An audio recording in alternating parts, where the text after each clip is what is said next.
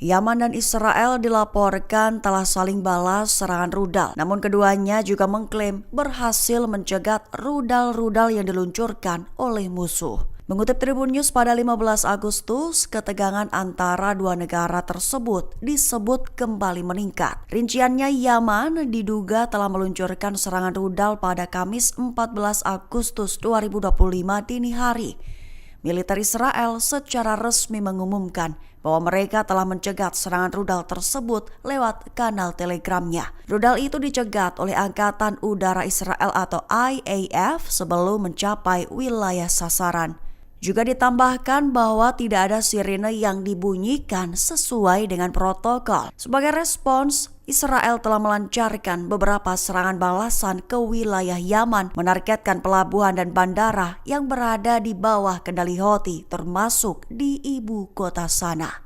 Pemimpin Ansarallah Houthi Yaman, Syed Abdul Malik al-Houthi, mengecam pernyataan dari Perdana Menteri Israel Benyamin Netanyahu terkhusus dalam rencana dan proyek Israel Raya. Mengutip Al-Mayadin pada 15 Agustus, hal itu diumumkan oleh al-Houthi dalam pernyataannya pada Kamis 14 Agustus 2025. Dia menyebut bahwa rencana Israel Raya Netanyahu justru sebagai penghinaan terhadap dunia Arab dan serangan langsung terhadapnya. Lantas al-Houthi memperingatkan bahaya melanjutkan proyek tersebut di tengah apa yang ia gambarkan sebagai negara Arab yang terpecah-pecah dan tunduk. Seraya mencatat bahwa beberapa negara Arab mempertahankan kerjasama ekonomi dengan Israel, sementara yang lain menganut kebijakan boikot. Lebih dari itu, Syed al-Houthi menegaskan bahwa operasi dukungan militer dan Angkatan Laut Yaman akan terus berlanjut, menggambarkannya sebagai tindakan yang berdampak dalam menanggapi agresi Israel dan dalam mendukung perjuangan Palestina.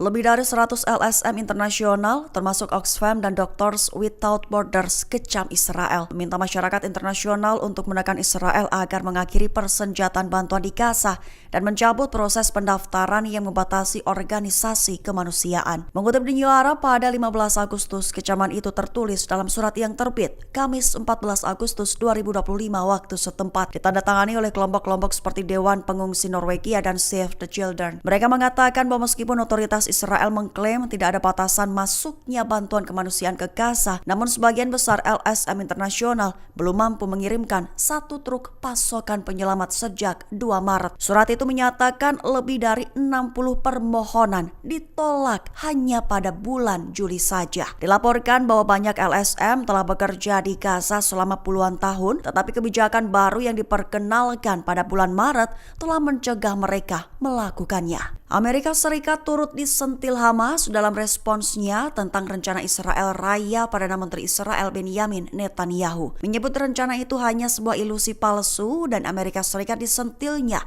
masuk dalam bagian rencana yang tak pernah terbongkar. Mengutip Tribun News pada 15 Agustus, hal ini diungkap dalam pernyataan resmi Izzat al-Rishik, satu di antara pemimpin Hamas, pada Kamis 14 Agustus 2025. Ia membongkar situasi itu, di mana menyebut bahwa Perdana Menteri neo-Nazi secara terang-terangan berniat memperluas negara pendudukan untuk menguasai lebih banyak wilayah Arab dan Islam di bawah kedok Amerika, tanpa memedulikan kebohongan yang disebarkan sejumlah pejabat pemerintah Trump. Izzat al-Rishik juga menambahkan bahwa Netanyahu mendasarkan pandangannya pada dongeng Talmud, di mana hal itu menurutnya membuktikan bahwa Netanyahu, partainya dan masyarakat yang diwakilinya adalah penganut Zionis sayap kanan ekstremis sejati, bukan hanya Ben Gvir, Smotrich, dan kaum Haredim. Ditegaskan olehnya bahwa Israel Raya dianggap Hamas hanya sebagai ilusi yang harus dihilangkan.